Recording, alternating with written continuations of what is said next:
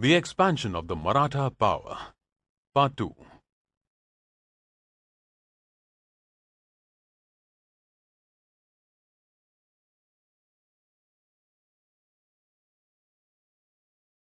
In this module, you will learn about the expansion of the Maratha rule in India after the death of Balaji Vishwanath. After the death of Balaji Vishwanath, Shahu Maharaj appointed Balaji's son, Bajirao I, as his Peshwa. During his term, Bajirao I defeated Nizam-ul-mulk, the Mughal Subedar of the Deccan. He expanded the Maratha power in Malwa and Bundelkhand. He shook the Mughal power by marching on Delhi. He also defeated the Portuguese and captured the fort of Vasai from them. Nizam-ul-mulk, the Mughal Subedar of the Deccan, was against the Maratha policy to collect Chauthai and Sardesh Mukhi in the Mughal territory of Deccan.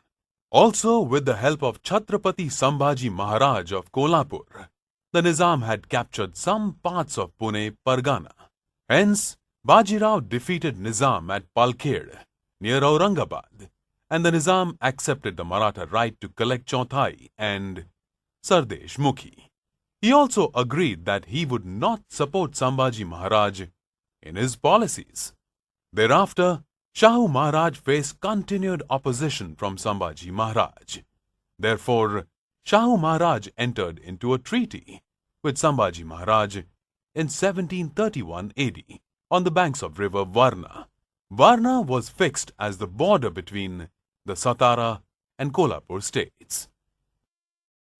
As the Mughal power had become weak, Bajirao sought this opportunity to expand the Maratha power in the north, and Shahu Maharaj also supported his policy. Bajirao sent Malhar Rao Holkar, Ranoji Shinde, and Udaji Pawar under the leadership of his brother, Chimaji Appa, to Malwa.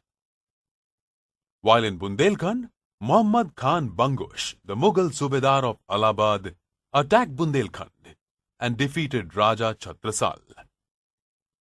Hence, Raja Chhatrasal appealed to Bajirao for help, and Bajirao defeated Bangush along with a big army.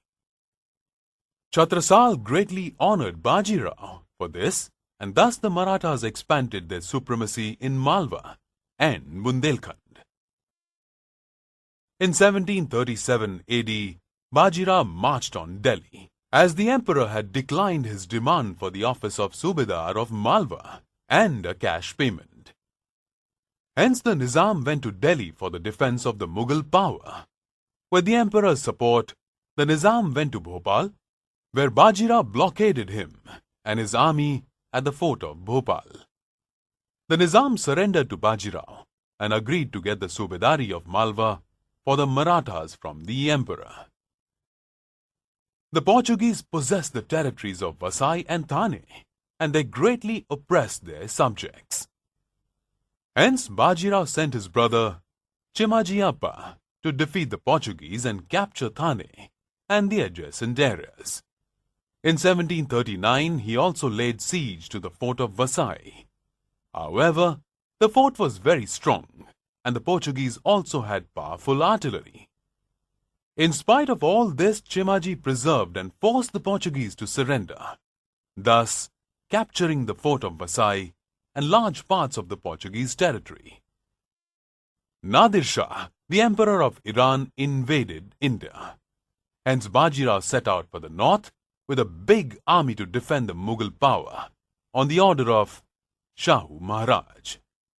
However, by the time he reached Burhanpur, Nadir Shah had returned to Iran with an enormous booty looted from Delhi. Bajirao breathed his last at Vraver Khedi on the banks of the river Narmada in April 1740. Bajirao was a great general who, with his fearlessness, established the Maratha supremacy in the north. He also won the status for the Maratha power as the most formidable power in the whole of India. Let us now recap all the important points that we have covered in this module on the expansion of the Maratha power.